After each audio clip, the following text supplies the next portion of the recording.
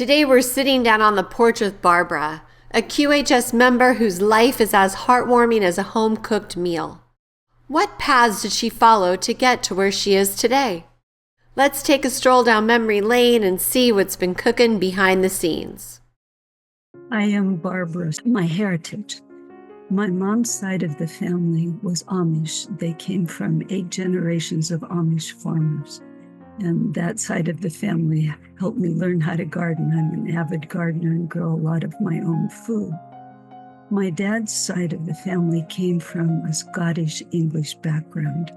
My mom never joined the Amish church. Instead, she went to a Mennonite church where she met my father, who had been going to a Mennonite church all through his childhood. The Mennonites are conscientious objectors. When they started dating, it was during the time of World War II. My dad would not go fight, even though he loved guns and loved hunting. He went into an alternative program called a conscientious objector, and he joined as a smoke jumper. Now, the entry requirements to become a smoke jumper are a lot like a Navy SEAL. These guys went up on airplanes and parachuted down into forest fires, because during that time, the Japanese were sending incendiary bombs over to the West Coast. They were trying to burn our country up, and these men fought those fires. Then they married and both did a year of service in a mental hospital, which gave them a feeling for how important mental health is. We grew up in a little town called Elkhart, Indiana, in the Midwest, which is the recreational vehicle capital of the world. My childhood was mixed. When I was 8 weeks old, I had pneumonia, and my grandparents thought I would die because I was so sick. But they had just invented penicillin, and that saved my life. My happiest memory was a Christmas day when we got a little dog just about this big. We named him Timmy. He was a hairless Manchester Terrier, and I loved Terry. He was my very best friend.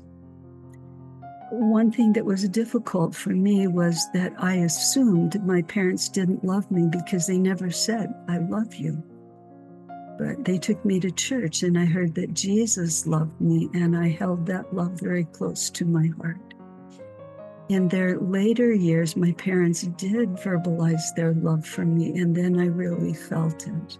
I was an overachiever in school. I worked very hard and made good grades, got a college scholarship. I played the piano, and I was a leader in the youth group, the Christian youth groups. I went to a small Mennonite college in the Midwest, and there I met my first husband. We married at 19 and went into another alternative service program. It was during the Vietnam War. And rather than go into the military service, rather than being drafted, we chose to both go into a service program in the South Bronx in New York City, working with a Spanish Mennonite church. I heard a lot of Spanish there. After we left New York and finished college, we had a son and a daughter. After 11 years of marriage, we divorced and went our separate ways. As a single mom, I taught piano lessons and made pottery to support us. And then I went into therapy because I didn't want to just make the same mistakes all over again. And I'm so happy to report I made different mistakes in my second marriage. I was single for 12 years, and during that time, I did a Master of Social Work degree because I realized I wanted to talk to my piano students about their lives rather than just teaching them music. I wanted to play music. After getting my master's degree, I went to Zurich, Switzerland to study at the Carl Jung Institute for Depth Psychology for 3 years. After the first year, the children came over and we traveled all throughout Europe. We went to Egypt. It was an amazing time in our lives, very broadening to live in a different culture, and we all learned German. While I was there, a mentor named Gloria Karpinski did a reading for me, and she said, "You're going to have a job before you leave Switzerland. You're going to have a job." And I thought, right. But while I was there, I got a phone call from the clinic on the East Coast by a director who was studying at the Carl Jung Institute, and they said, we need a bilingual psychotherapist. So they hired me from across the ocean. I loved working at that clinic. And I started a doctoral program in clinical psychology in Santa Barbara, California. I was born on St. Barbara's Day, but I'm no saint. And my parents didn't know that was St. Barbara's Day, but it was in Santa Barbara. And I flew there 30 times over the course of the 3 years of study. During that time, I met my second husband, and we dated for 2 years and then got married. A couple months after the marriage, one night I went to ballet class with my daughter, and for some reason, nobody else came that night. Usually there were 10 people at class, and she was really upset. So we talked, and she said, my mom had breast cancer. She was diagnosed while she was pregnant with me. She was told have an abortion, get chemotherapy, and she said, no, I will give life to my child. And she did, and then she died. And her older sister had just had the same choice. She was diagnosed with breast cancer while pregnant with a child, and she chose to give that child life, and then she died. And my teacher said, I know I'm going to get breast cancer. All of a sudden, breast cancer became a real thing. I never did self-exams because cancer was only something that happened to other people. But the next morning, I did a self-exam, and I found a lump in my breast the size of a pea, which turned out to be malignant. Well, I saw my funeral flash in front of my eyes, and the night before surgery, I was praying for help to go through whatever would come. And in my mind's eye, Jesus came. I have a picture of Jesus right here. Jesus came because Jesus is the face of divine love for me. Jesus came, and I felt a physical tap on my sternum, and the message was communicated, I now heal your soul. I now heal your soul. And I felt a deep wound heal up, probably from pain I brought with me from past lives. And I knew I'd get through the cancer, that with my soul healed, my body would heal too. That was 33 years ago. I'm 75 now, and I got my health back.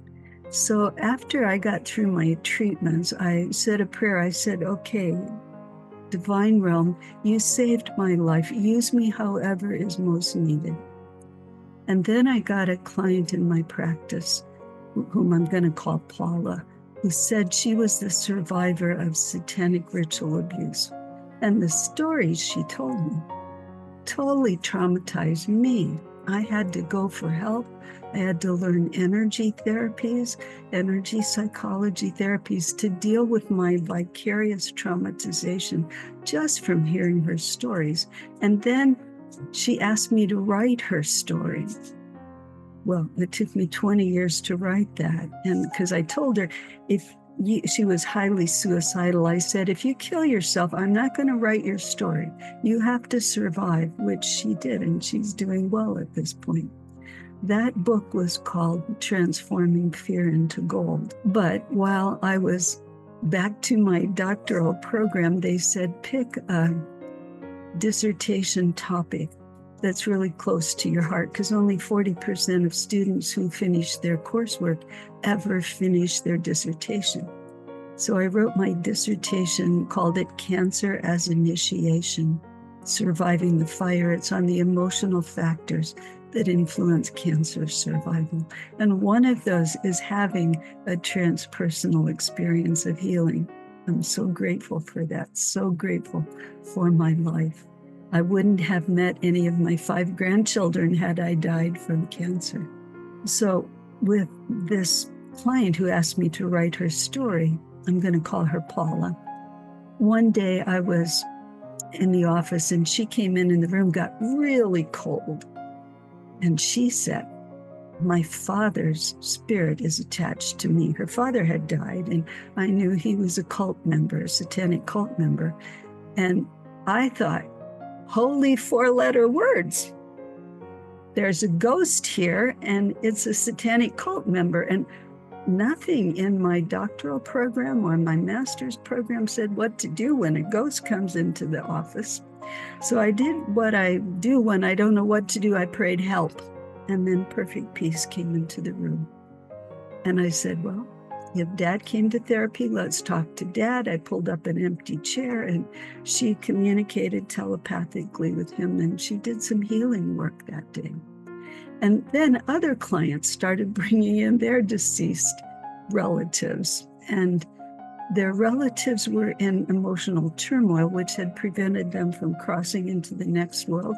So I started trying out my energy tapping. I thought, well, if their dad is attached to them and they do some energy tapping, like release fear by tapping just under your eyes, to see if it worked to help their ancestors heal so they could go home to the world of light. And lo and behold, it did. And then my clients started bringing in past life trauma, which I didn't even believe in when I grew up in the Mennonite church, but I had a dream listing a whole bunch of past lives, and I eventually found out that even Jesus believed in reincarnation.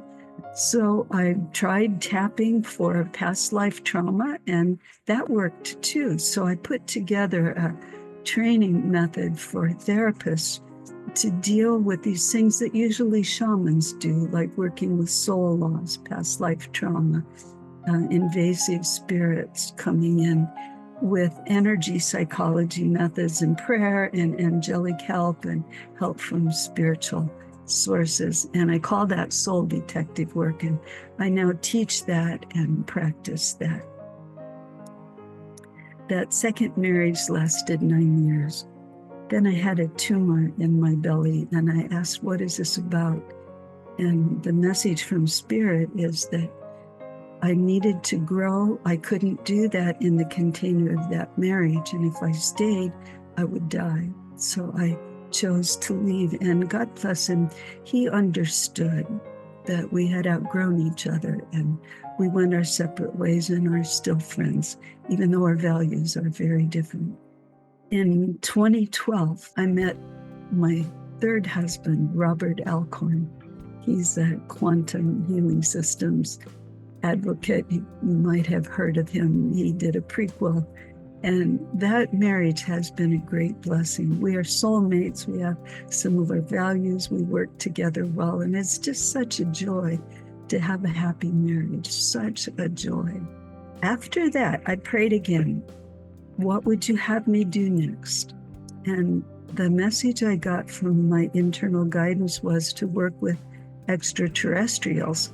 And I said, well, that's about as far outside of my comfort zone as I could imagine. Are they going to come knocking at my front door? And the message from inside was, you'll know and they will know. After that, my clients started bringing me stories of ET abductions and interactions with star civilizations, people from other civilizations, both benevolent and sometimes malevolent. So I studied that and I wrote my fourth book, my last book, which is Star Civilizations 101. Health challenges. From the chemotherapy when I was 43, I developed osteoporosis. So I'd broken a lot of bones. I broke my wrist twice. I broke my hip. I broke my ankle.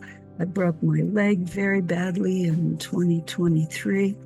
So bad the big bone was sticking out of my leg and the ends of both leg bones were just crumbled. I had to have surgery and plates put in to screw everything back together. And then just this year in July, I found out I had a bone infection. One of the plates had gotten infected. So I had to have a second surgery to take the plates out, and followed by 6 weeks of IV antibiotics and 2 weeks of oral antibiotics for the intestinal infection from taking so many antibiotics. I do things holistically whenever possible.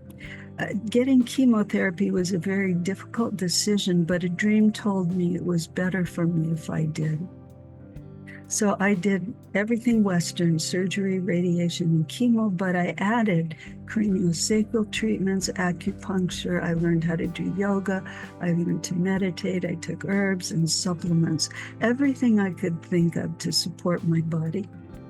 I had started exercising at age 30 after my first divorce, and I have kept that up through my whole life. The big lesson of cancer was I learned I have to love myself. I could love other people, but loving myself was the hardest thing in the world. But I had to learn it, and I'm proud to say I did it, and I now love myself. One thing I learned from that broken leg was when I was in the emergency room after the break, waiting to go to a hospital for a very complicated surgery, Jesus came. I saw Jesus in my mind's eye, and it was so beautiful. There was so much light, and there was no pain. I said to my daughter, Jesus is here. Then pretty soon she started yelling, Mom, come back, because I had stopped breathing. Well, I did come back, but I have no fear of death because Jesus has been with me at crisis points in my life. When I had the diagnosis of cancer and when this leg was broken and I was in pretty bad shape. And I know that when I'm done here and it's my time to transition out of this body, that Jesus will be there. The biggest challenge right now that I'm working on and learning about is how to protect myself from the attacks of spiritual entities that try to stop me from doing what I came to do. I could look at all the illnesses I've had and life-threatening things, pneumonia, I had appendicitis at age 16, the cancer, the bone infection, which is potentially lethal, as things trying to stop me from doing the teaching I'm doing and doing the spiritual work to lighten the load of trauma on this planet. And what I am learning is to raise my vibration, to keep focused on the energies of love, peace, and joy. Now, my perfect body list of what I would like to have fixed when I get out of the QArc. First of all, I would like to have strong bones, strong, flexible bones. I'd like to have normal vision in both eyes without glasses. I'd like to have my hearing loss repaired so I wouldn't have to wear hearing aids. I would like to have all the hardware taken out of my body and my wrist and my hip and have normal bones there again. I would like both sides of my breast to be equal. One is a lot smaller where they took out the tumor.